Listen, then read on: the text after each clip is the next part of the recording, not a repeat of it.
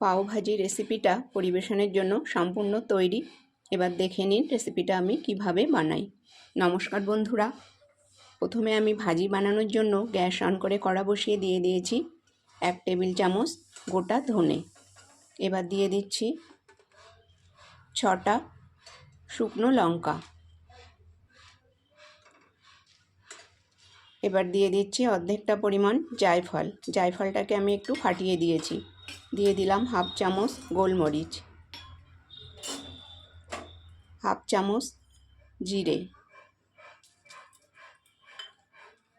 8-9টা এলাচি, 6 টুকরো মতন দারুচিনি, দিয়ে দিচ্ছি 7-8টা লবঙ্গ,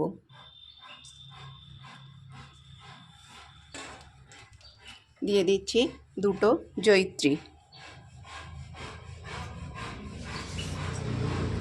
এবার দিয়ে দিচ্ছি হাফ চামচ মৌরি,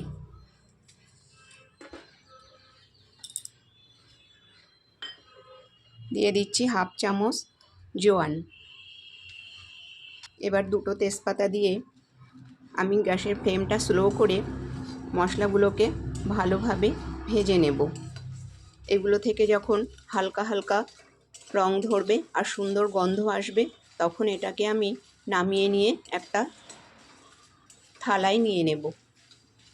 এইভাবে আমি থালার মধ্যে মশলাটা রেখে অল্প একটু ঠান্ডা করে তারপর মিক্সিং জারে নিয়ে নেব। এবার আমি মিক্সিং জারে ভাজা মশলাগুলো নিয়ে ঢাকনাটা বন্ধ করে খুব মিহি গুঁড়ো করে নেব। দেখুন এখানে আমি এরকম গুঁড়ো করে নিয়েছি। ভাজির জন্য আমার মশলাটা সম্পূর্ণ তৈরি।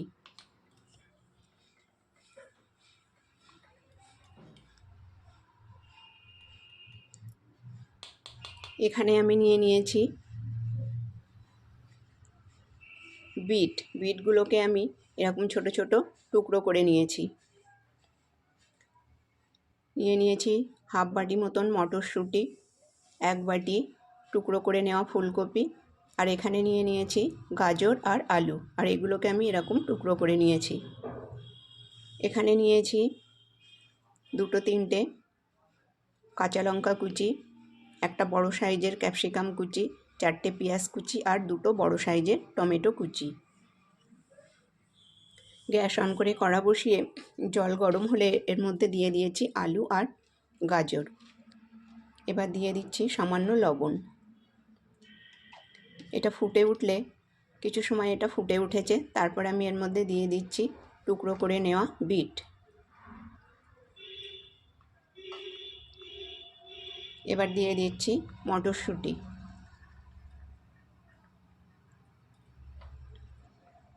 এবার আমি ঢাকা দিয়ে এগুলোকে খুব ভালোভাবে সিদ্ধ করে নিয়ে জল ঝরিয়ে নেব। আবারও আমি কড়াটা ধুয়ে এর মধ্যে জল দিয়ে দিয়েছি ফুলকপি আর দিয়ে দিয়েছি সামান্য লবণ।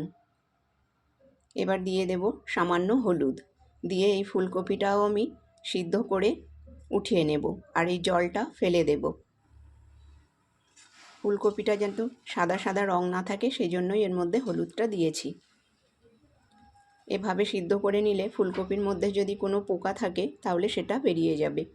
আবারও কড়া বসিয়ে দিয়ে দিয়েছি অল্প একটু রিফাইন্ড অয়েল, আর ওর মধ্যে দিয়ে দিচ্ছি 1 চামচ মতন বাটার। তেল আর বাটার আমার ভালো গরম হয়ে গেছে।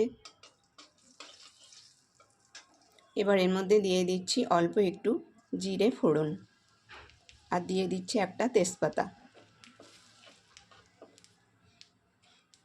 এবার এর মধ্যে দিয়ে দেব কুচানো পেঁয়াজ। পেঁয়াজগুলো আমি একটু চৌকো চৌকো টুকরো করে নিয়েছি। এইভাবে পেঁয়াজগুলো দিয়ে আমি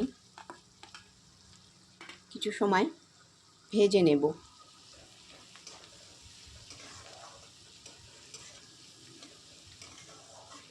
পেঁয়াজটা আমি হালকা ভেজে নিয়েছি। এবার এর মধ্যে দিয়ে দিচ্ছি ফুল 1 টেবিল চামচ আদা আর রসুন বাটা। এটাকে একটু নেড়ে নেব যত সময় না এর কাঁচা গন্ধটা চলে যায়। বেশ কিছু সময় ধরে আমি এটাকে নেড়ে নিয়ে এর মধ্যে দিয়ে দিচ্ছি কুচানো ক্যাপসিকাম। পেঁয়াজ বেশি ভাজলে এটা খেতে ভালো লাগে না। পেঁয়াজটা ঠিক যেরকম করে ভেজেছি ঠিক এরকমই ভাজতে হবে, বাদামি বাদামি হওয়ার আগেই এর মধ্যে সমস্ত উপকরণ দিয়ে দিতে হবে। এবার আমি দিয়ে দিচ্ছি টমেটো। এভাবে আমি এটাকে একটু নাড়িয়ে নিয়ে এর মধ্যে দিয়ে দিচ্ছি কুচানো কাঁচা লঙ্কা। লঙ্কাটা আপনারা নিজেদের পছন্দ মতন কম বেশি করে দেবেন।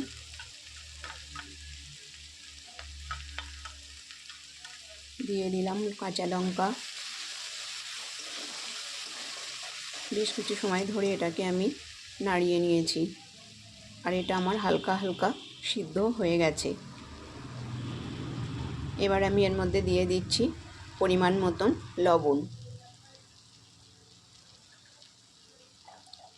এবার দিয়ে দেব পরিমাণ মতন হলুদ।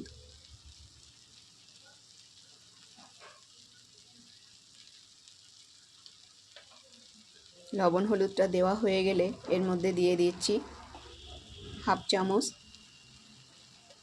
ধনে গুঁড়ো আর হাফ চামচ জিরে গুঁড়ো। এবার দিয়ে দিচ্ছি সামান্য চিনি।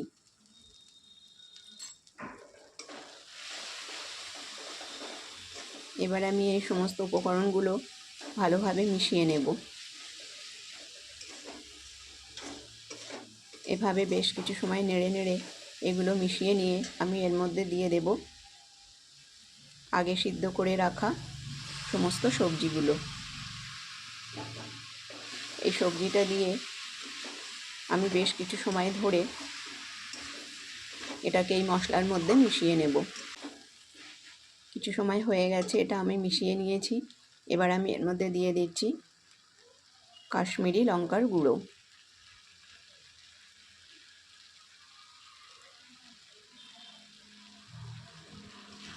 লঙ্কার গুঁড়োটা দিয়ে আমি আবারও বেশ ভালো করে এটাকে মিশিয়ে নেব।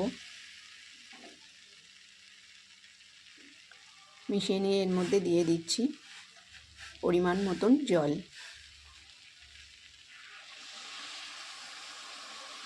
জল দিয়ে এটাকে আমি আবারও খুব ভালোভাবে মিশিয়ে নিয়ে এটাকে আমি খুব মিহি করে নেব এই সমস্ত উপকরণগুলো। কারণ ভাজির মশলাগুলো কিন্তু মিহি হয়, এরকম আস্তে আস্তে থাকবে না। আবারও দিয়ে দিলাম আরেকটু জল।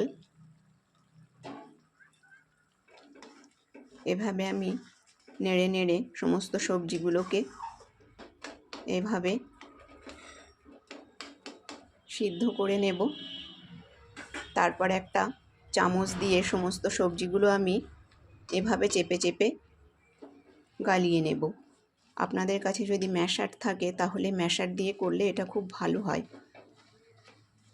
আমি চামচ দিয়ে দিয়েই এটাকে এইভাবে করে নিচ্ছি যেন সমস্ত সবজিগুলো গলে যায়। দেখুন আমার সবজিগুলো অনেকটাই গলে গেছে। আবারও দিয়ে দিলাম এর মধ্যে একটু গরম জল। এবার আমি এটাকে ভালোভাবে মিশিয়ে নেব। দেখুন এটা আমার প্রায় হয়ে এসেছে। এবার আমি এর মধ্যে দিয়ে দেব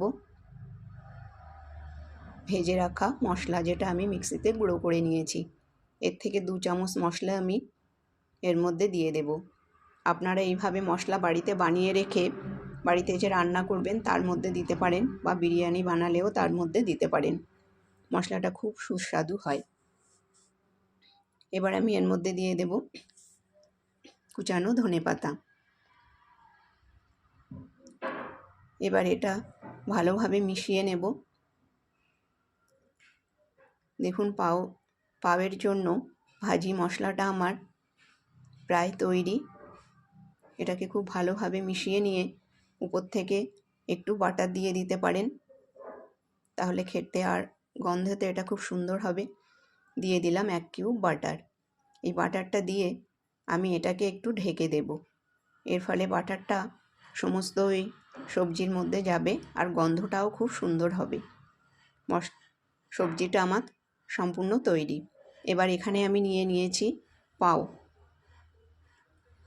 এবার পাওগুলোকে আমি মাঝখান থেকে এভাবে দু টুকরো করে নিচ্ছি। আমি এইভাবে লম্বা লম্বা করেই কাটছি একটা চাকু দিয়ে।